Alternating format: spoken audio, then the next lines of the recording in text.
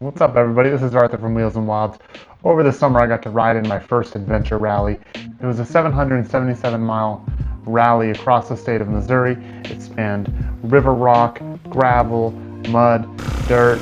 There was cliffs, hill climbs. Everything you could think of was in this rally. It spanned 3 days. Some people had support trucks following them. Some people stayed in cabins, hotels. I roughed it, stayed in my hammock the whole week, and I had a really great time. But parts of it were really, really difficult, so I wanted to make a video and just kind of tell you guys 5 things that I came up with that might help you in your first adventure rally.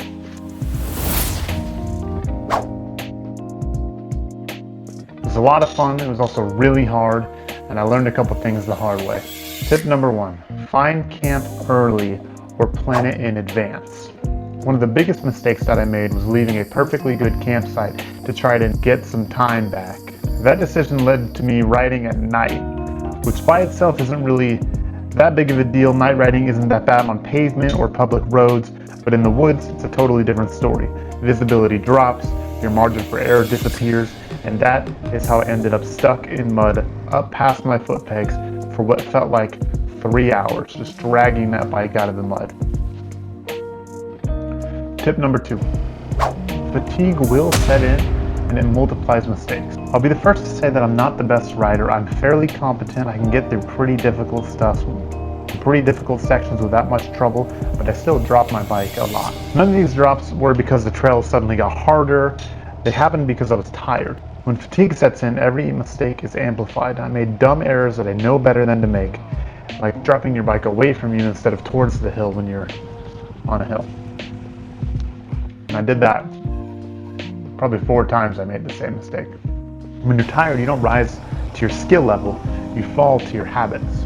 So make sure you have good habits. The third thing I learned, or the third tip I suppose, navigation is harder than you think. Early on in the ride, during a really tough hill climb, I dropped my bike and broke the GPS mount that I was using to hold my phone. I used my phone as my GPS, and I ended up zip tying it to my bars just to have something to follow. Technically worked, but the position made it hard to ride and navigate at the same time. I was trying to look down and look up, look down and look up.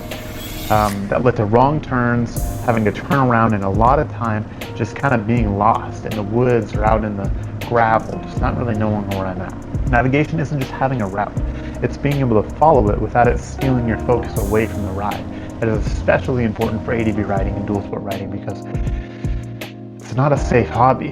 One mistake can really hurt you, so you really want to be able to navigate and ride at the same time, or at the very least, you want to be able to focus most of your attention on riding and not, looking at your GPS, or in my case, my phone. Fourth thing I learned, the rally changes how you ride. It's not always for the better. The rally format adds pressure, checkpoints, mileage, the clock is ticking. It all changes how you make decisions. You might prioritize, timeliness over ease. Maybe this shortcut is a little bit more dangerous, but it might save you 20 minutes. For example, the time where I tried to make up that time at night, that actually led to me not being able to beat the clock at all. It didn't make me faster. It made the ride way more difficult than it needed to be and way more dangerous. I'm by myself out there. Had I gotten completely stuck and not been able to move my bike, I would have been just camping in the middle of nowhere by myself, waiting for somebody to help me. Sometimes the right move isn't to push on, it's just to stop and rest. Adventure rallies don't test speed, they test judgment under pressure. And I have poor judgment. The fifth thing I learned, when you ride alone, self-reliance isn't optional.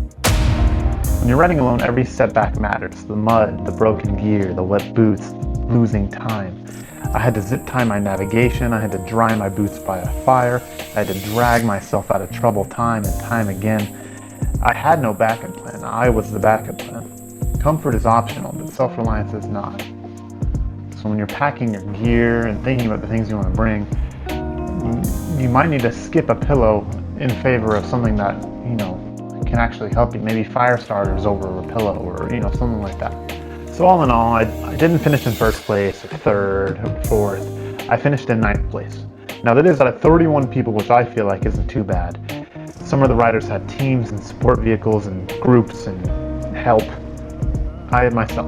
I'm planning on riding it again this year, hopefully on a different bike, a bigger bike, because the DRZ gives me incredible butt pain. And for rides this long, I'd like something a little bit bigger. I didn't finish this rally feeling fast or impressive, but I did feel capable. Thanks for watching, everybody. I'll see you in the next one. I'm hoping to be making more videos here pretty soon. I've just got a lot of things going on, and it is still winter time. So I'll see you guys in the next one.